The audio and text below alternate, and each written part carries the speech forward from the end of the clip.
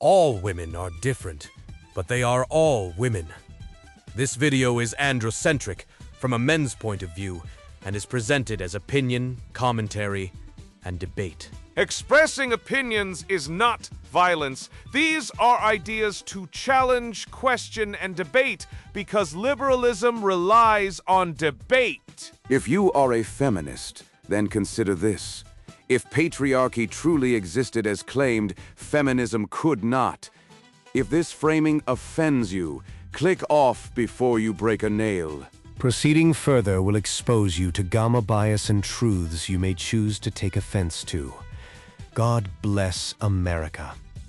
Looks Maxing, Upgrading Your Appearance for Extra Sexual Market Value by Conrad Riker, available now. Men are not service animals. How the red pill frees you from feminine mind games, Marxist lies, and the gynocentric trap that's killing the West. You've been lied to since birth, not by accident, by design. The world told you to be kind, empathetic, selfless, so you smiled when she ignored your texts. You paid for dinner even though you made less. You apologized when she was angry at you for not reading her mind, and still she left.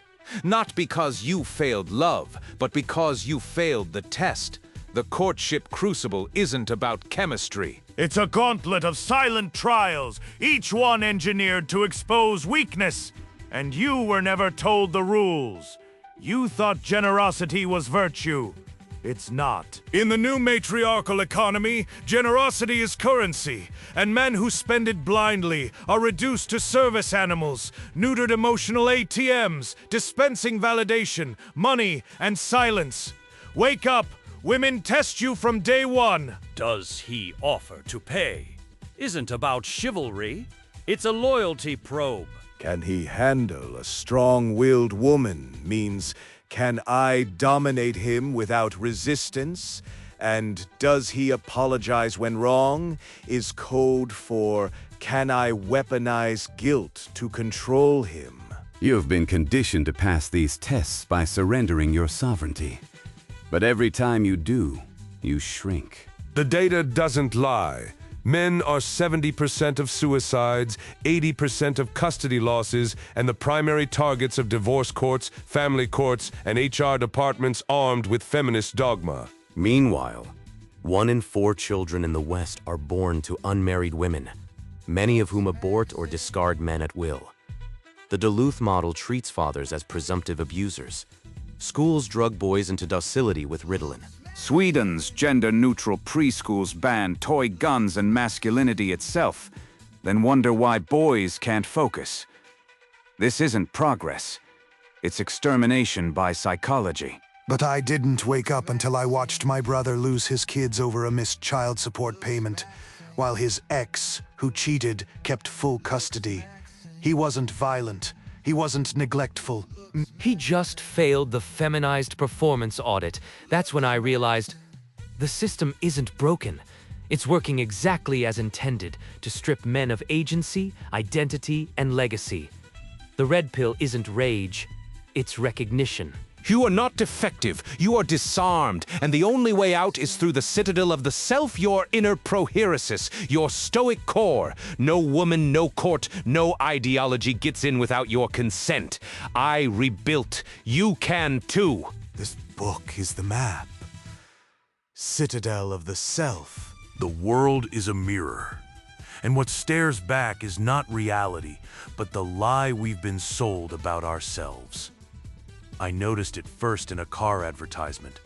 Some soft-featured man with dewy skin, wearing a cashmere hoodie. Sipping oat milk while gazing soulfully at a lavender field. Not driving, not conquering, just existing as decor. This isn't a man.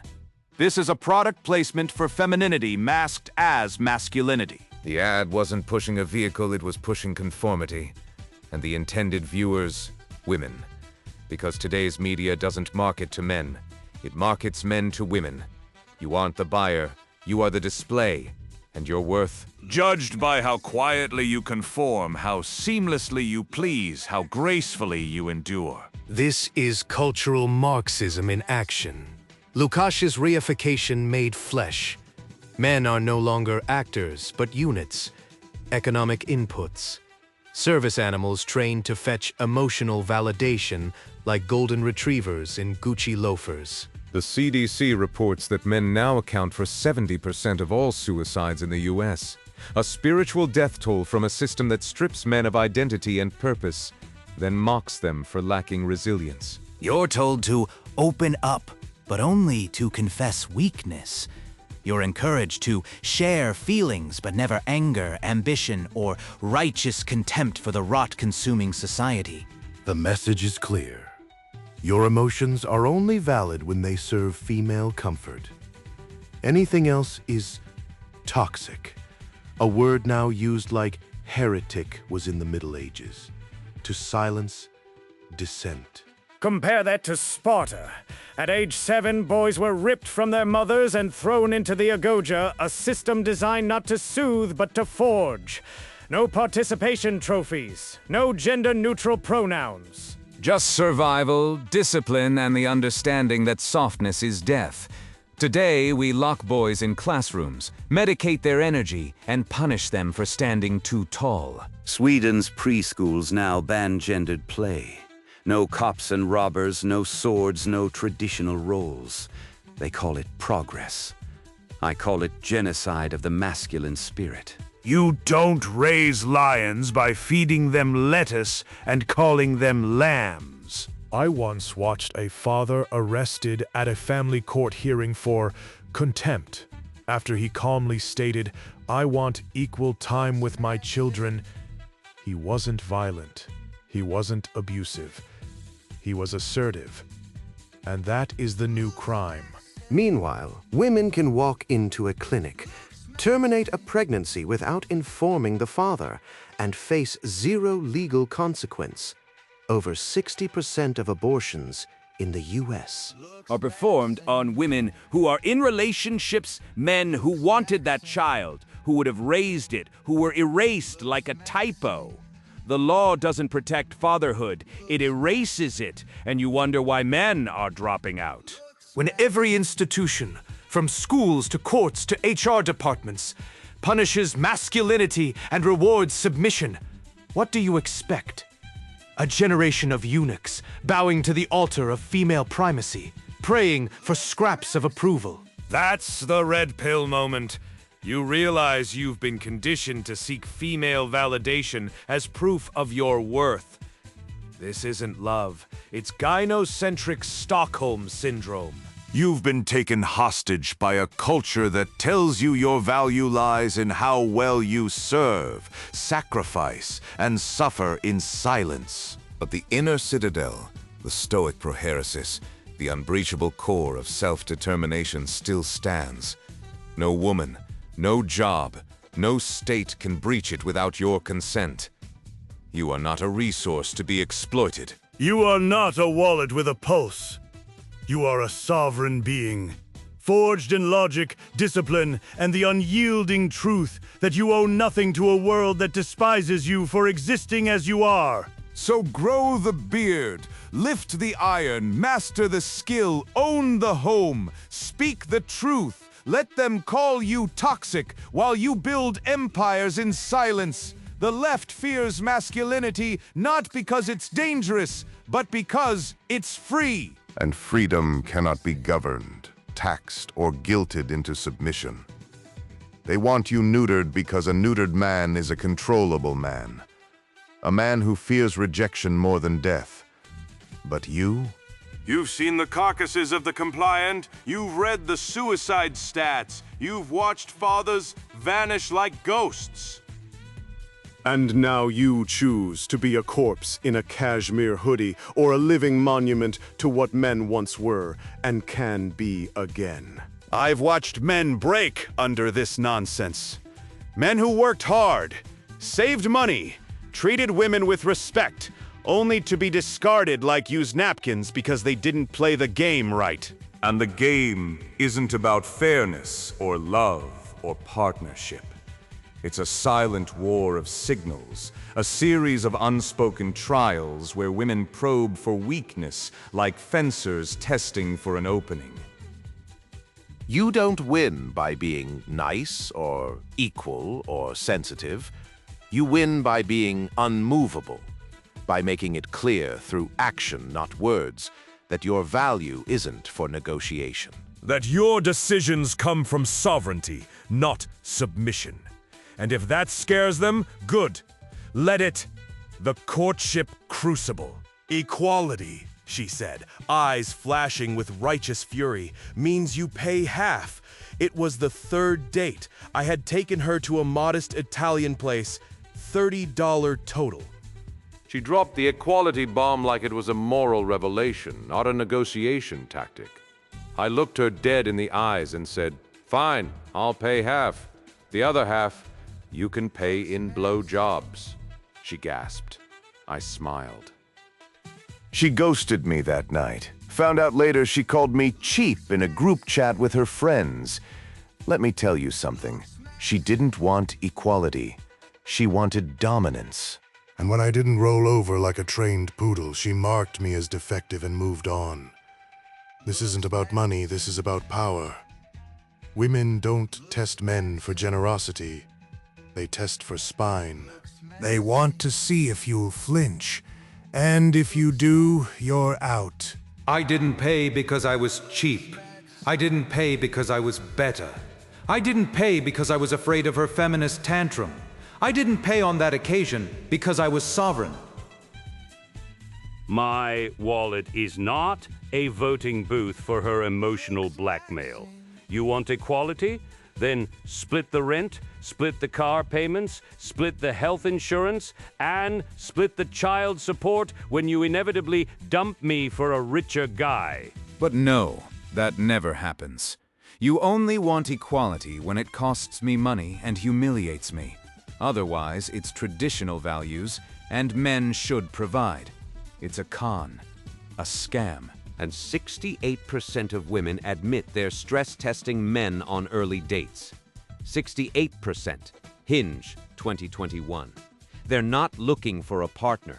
They're running diagnostics on your psychological firmware to see if you're beta-coded or alpha-ready. You think I'm overstating it? Try this. The next time a woman openly mocks you, says you're dull, calls you soft, labels you too much, and then stares at your response like a predator. This is the strong-willed woman test. She isn't being genuine. She isn't speaking her truth. She's testing for cracks. She needs to see, can she push you around? Most men break. They say sorry. They withdraw. They plead, I didn't mean to make you angry. And right then, they are finished. Not physically, but socially, sexually, spiritually. You don't apologize to a panther for meeting its gaze. You don't apologize to a wolf for standing your ground. And you definitely don't apologize to a woman who just belittled you in public, unless you're okay being her emotional plaything. This is the apology trap.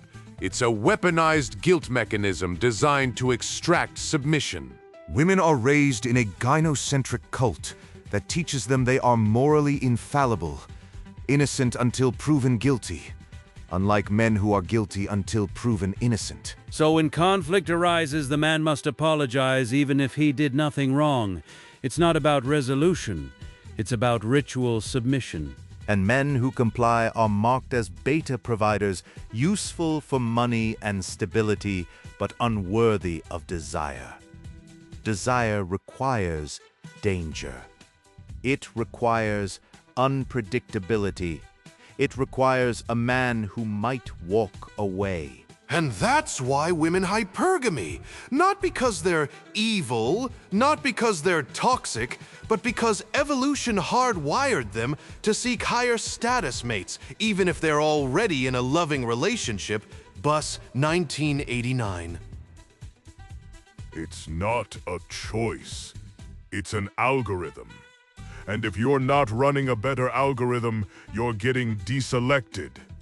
Let's talk about the numbers. Real numbers. The average man in the West is more likely to be arrested for saying the wrong thing online than a woman is for lying in family court. Men make up 93% of suicide victims. 70% of child custody cases award primary custody to mothers, even when fathers are equally fit. The divorce rate, 50%. The cuckoldry rate, 1 in 10 births. Conservatively, Bellis, 2005, and that's just the detected ones. And yet we're told men are privileged. We're told men are oppressors. We're told to check our privilege, while our sons are medicated for being boys. Our fathers are stripped of rights. And our culture is being rewritten by feminist ideologues who hate masculinity. This isn't equality, this is war. And most men don't even know they're losing. You want to win? Then stop playing their game.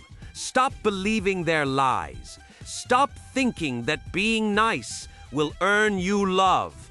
Love is not earned by compliance. Love is earned by value. And value isn't measured in how many dinners you pay for, it's measured in how unreplaceable you are. A man who leads, who sets boundaries, who laughs in the face of emotional manipulation. That man radiates sexual market value.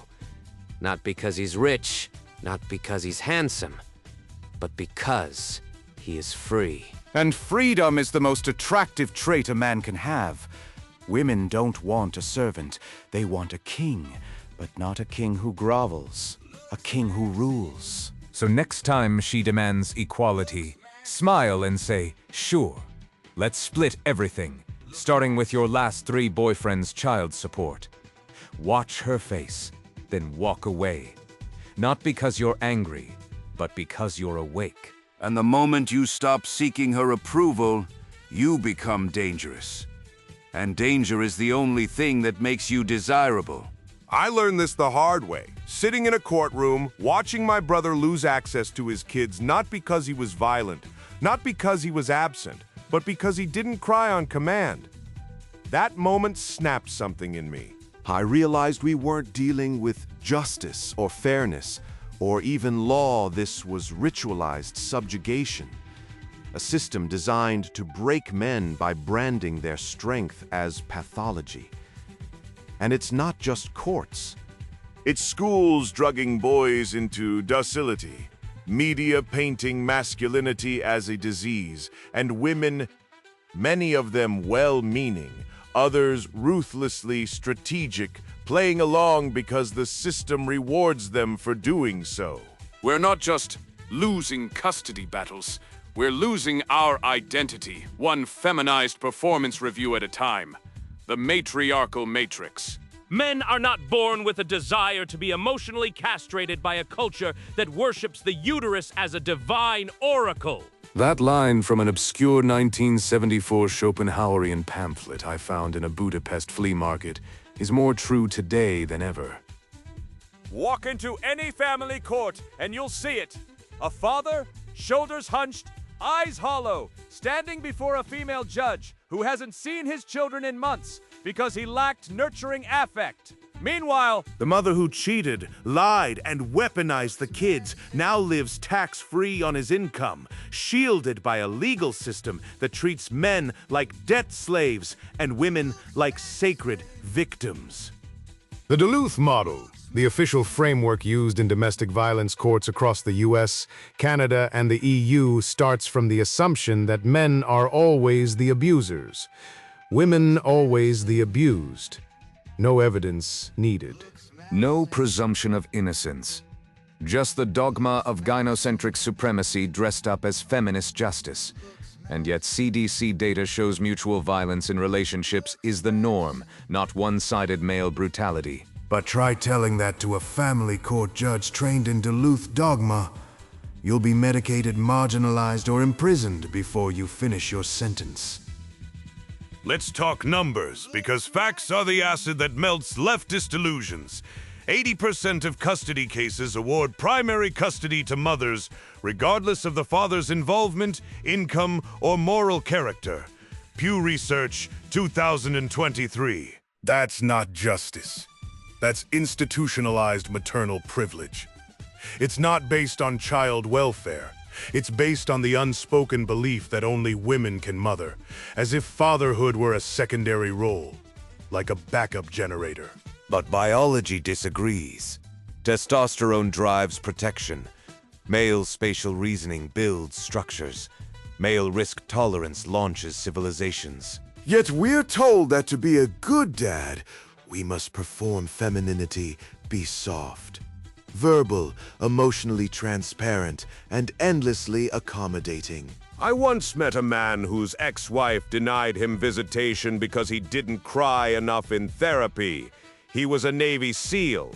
He didn't cry when his buddy died in Fallujah, but now he had to weep on command or be deemed unfit. That's not parenting, that's psychological sadism disguised as progress. Feminism was never about equality. Anyone who believes that is still trapped in the blue pill dream.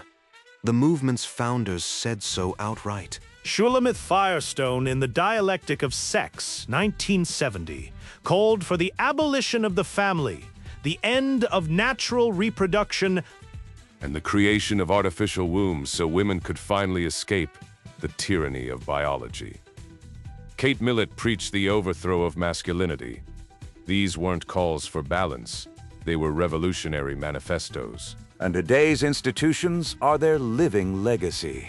Schools now diagnose boys with ADHD at 4 times the rate of girls.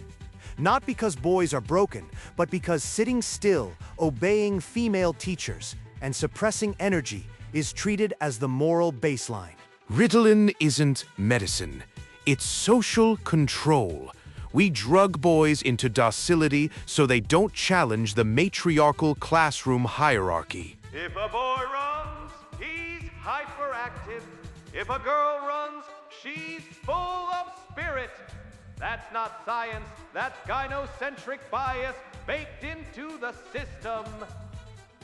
And the media, a propaganda arm of the matriarchy. Watch any sitcom. The dad is a bumbling idiot.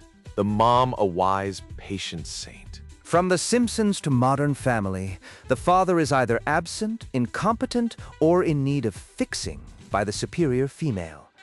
This isn't entertainment, it's conditioning.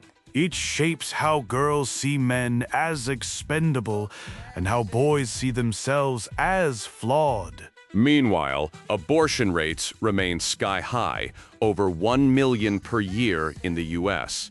While men are legally barred from any say in the decision, despite being biologically equal parents. You can be forced to pay child support for a kid you never wanted. But if you tried to stop an abortion, you're called a rapist. This isn't equality. This is asymmetrical power. Feminism's true endgame. The entire system, the courts, schools, media, therapy industry, is the matriarchal matrix. It's not a conspiracy, it's a pattern. Like the Gnostic demiurge, it creates a false reality where male virtues, stoicism, ambition, strength are labeled toxic, while female traits, emotionality, passivity, dependency are elevated as nurturing. But this matrix is breakable. How? Truth. Recognize that women are not angels. They are hypergamous, status-seeking, biologically driven creatures, just like men. Studies show women initiate 70% of divorces. Anonymous surveys reveal 1 in 5 women admit to infidelity. Real cuckoldry rates are likely higher, and male suicide. It's 4 times higher than female, not because men are fragile, but because they're denied emotional support while being stripped of purpose, dignity, and access to their children. The remedy isn't rage, it's awakening. Build parallel institutions, men's councils, fatherhood networks, truth-based communities. Stop begging for approval from a system designed to erase you. Be like Odysseus. Leave the island of Circe, the witch who turns men into swine. Return to your true nature.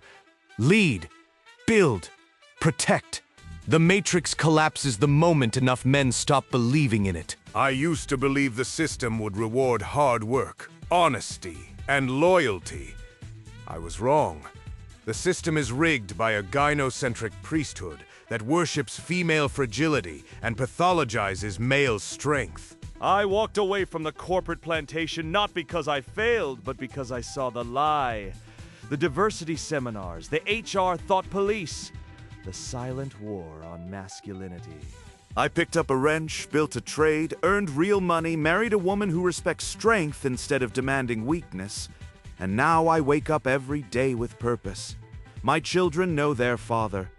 My back is strong. My conscience is clear. And for the first time in my life, I am free, not from responsibility, but into it. That's when I realized the masculine mandate isn't optional. It's the only life worth living. The reawakening. He who has a why to live can bear almost any how. Nietzsche. I left my position at a major corporation after they demanded I sign a diversity, equity, and inclusion agreement, stating that traditional masculinity is a form of systemic oppression. Picture that. A mature man, well-paid and accomplished, expected to bow to HR ideology and declare his natural identity a social sin. I didn't storm out. I walked away chuckling. As I stepped outside into the open air, it hit me. The whole progressive framework rests on shifting ground, and every man who stands firm becomes a force that can't be stopped. Within 6 months, I launched a contracting business. No DEI, no sensitivity training, just steel, sweat, and deadlines. I hired men who showed up on time, didn't cry when criticized, and could operate a nail gun without filing a harassment claim. I married a woman who cooks, respects me, and doesn't demand emotional labor like some entitled Marxist bureaucrat. We have 3 kids. I wake up at 5 a.m. every day. Cold shower, deadlifts, Bible reading, journal. My net worth doubled in 2 years. My happiness, incalculable. And not one single woman, feminist or HR thug had anything to do with it. You don't need their permission to win. You never did. They're tearing down Churchill's statues now. Next will be Washington, Jefferson, Lincoln, the entire pantheon of white male achievement, scrubbed from history because they didn't spend their lives apologizing for being competent, decisive, and victorious. A civilization that erases its founders is a civilization that has declared war on its own soul. You know what they're building instead? A bronze statue of a menstruating vulva in Portland. That's your future if you stay asleep. A world where men are pathologized and women are deified. Not for virtue, but for biology. A world where strength is toxic and weakness is virtue. Where the father is taxed into oblivion, arrested for unpaid child support he can't afford because the family court awarded 80% of his income to an ex who cheated on him with her yoga instructor. While she gets full custody and he gets 2 weekends a month with his kids if he's lucky. Let's talk numbers, since facts are the kryptonite of lies. The divorce rate in the US is around 40 to 50%, but for men who earn more than their wives, it's 90%. You heard that right, 90%. Why? Because modern women don't want providers. They want beta orbiters they can dominate, discard, and replace. The average sperm donor is used 12 times before being retired. Women don't want commitment. They want genetic variety and financial extraction, and the courts back them. In 70% of custody cases, mothers get primary custody. Men pay 97% of child support collected. Meanwhile, female suicide rates are lower than men's, despite all the mental health crises they scream about on Instagram. Men are 3.5 times more likely to die by suicide. But try getting sympathy for that. The media calls it toxic masculinity. I call it mass abandonment by a society that worships women and demonizes men. I don't hate women. I respect them when they earn it. But nature doesn't care about your feelings. Women are hypergamous. They look up the social ladder for mates, not across. That's not opinion, that's biology. A Harvard study found that 80% of women would rather date a man richer than them than one poorer. And why wouldn't they? Evolution rewards those who secure better genes and resources. But here's the truth they don't teach in school. Men are expendable. In war, we fight. In work, we die early from stress. In divorce, we lose everything, and the state encourages it. Family court is a kangaroo tribunal where men are presumed guilty of parental alienation if they dare question maternal authority. Cuckoldry. Studies show 10 to 30% of children are not fathered by the man who thinks he's the dad. But don't mention that in mixed company. Suddenly you're misogynist for valuing paternity. The solution isn't anger, it's clarity.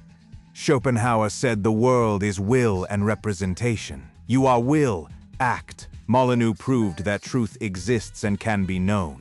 Peterson told you to clean your room and bear responsibility. These aren't suggestions, they're commandments. The masculine mandate is simple. Lead, provide, protect. Not because society rewards it, because it's right. Fatherhood isn't a lifestyle choice. It's a sacred duty. The Parthenon wasn't built by consensus. It was built by men who understood beauty, proportion, and permanence. They didn't ask permission. They didn't run focus groups. They created something eternal. You want freedom? Stop consuming porn. Stop whining on Reddit. Stop letting women dictate your self-worth. Lift weights. Build something real. Own property. Master a trade. Marry a woman who respects your authority, not one who treats you like a wallet with a pulse. Discipline your body. Discipline your mind.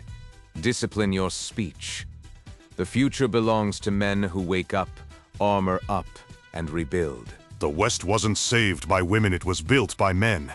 And it will be reborn by men. Not committees, not feelings, not equity. Men, you are not broken. You were betrayed. Betrayed by schools that medicated your curiosity, by courts that treated your fatherhood as disposable, by a culture that calls your strength toxic while worshipping female rage as empowerment. You sat through sermons on male privilege, while 70% of suicides were men like you, worn down by a system that demands loyalty but offers no belonging. You were told to adapt, to listen more, to apologize even if you're not sure why. And meanwhile, women abort 50 million children in the US alone since Roe v.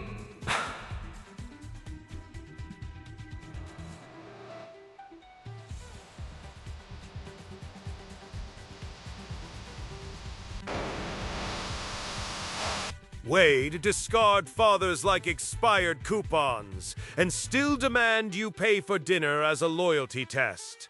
Let's be clear, this isn't equality, it's tribute. I once believed the lie too, that if I worked hard, stayed kind, and kept my temper, I'd be valued. Then I watched a friend lose his kids because he wasn't nurturing enough, as if fatherhood were a daycare job interview. He served in the military, built his business, paid taxes, none of it mattered. The court wanted him to cry on command, to perform femininity like a trained SEAL. He didn't. He lost everything. The system didn't fail, it worked exactly as designed. To break men, extract value, and discard them. The same system that gives tenure to professors who claim math is racist and then wonder why boys are disengaging. But here's the good news. You now see the wires. You know the tests. Does he pay? Does he submit? Does he apologize on cue? They're not about love, they're about control. You know reification when you see it. Turning men into service animals, stripping your soul and calling it progress. You felt the matrix, the gynocentric guilt, the performative empathy, the way a woman can insult you in public and expect you to smile and say sorry. You've seen the data. 80% custody loss, 68% of women testing men for weakness, 1 in 4 men cuckolded without knowing. And yet you're still here. That means something. This is not the end, it's your beginning. You've reclaimed your citadel. You don't need permission to lead, to build, to father. The Parthenon wasn't built by consensus. Newton didn't run his laws by a focus group. The West was forged in fire, not in therapy circles. So go start the business, lift the weight, speak the truth even when it pisses people off. Marry a woman who respects your spine, not one who wants to dissolve it. Raise sons who know their worth isn't tied to female approval. You are not a resource to be exploited. You are the foundation, and foundations don't ask permission. They bear weight. And now the sponsored book introduction. Looks maxing. Upgrading your appearance for extra sexual market value. Look around. Society tells you to be nice. Apologize for existing and surrender your power. I did that. I lost money, respect, and years chasing approval that never came. Then, I woke up. This book is that wake-up call slammed on your front door. If you're tired of losing, of feeling like a second-class citizen in your own life, this is for you. If you believe men should lead, build, and protect, not beg and simper, keep reading. For decades, I bought the lie. I played the nice guy, followed the feminist script, and ended up broke and bitter. Marriage nearly destroyed me financially. Dating felt like navigating a minefield designed to make me fail. I saw weak men celebrated and strong men vilified. Enough. I studied biology, psychology, economics, and history. The truth isn't pretty, but it's powerful. It freed me. It can free you. This book delivers the unfiltered reality about what women truly respond to biologically, the biology of attraction. How to avoid becoming a wallet on legs. Escaping the marriage trap. And why modern culture actively hates masculine strength. Masculinity under siege. You'll get the exact looks-maxing blueprint to upgrade your appearance into a weapon. Learn how wealth as armor protects your freedom, and discover the power of true brotherhood fortresses. It's not theory, it's battle-tested strategy. Learn dating warfare tactics to stop being manipulated. Build unshakable mental fortress construction. Understand female psychology decoded so you're never blindsided by hypergamy again. Master status signaling and frame control dominance to command respect. Navigate the brutal sexual market economics. Enforce anti-simp protocols. This is about reclaiming your birthright as a man. Strength, sovereignty, and success. It's about becoming the sovereign man. This book is only for rational men ready to face uncomfortable biological truths and reject the gynocentric narrative poisoning society. If you're content being a supplicant, if terms like toxic masculinity make you nod, or if you think vulnerability is a man's strength, put this book down now. Go read poetry, knit a sweater. This isn't for the faint-hearted or the virtue-signaling allies of the current regime. It's for men who want to win, dominate or beg. The choice is yours. Make it. Buy this book. Your future self demands it. Looks, Max, sing. Upgrading your appearance for extra sexual market value by Conrad Riker. Buy now. Links below video.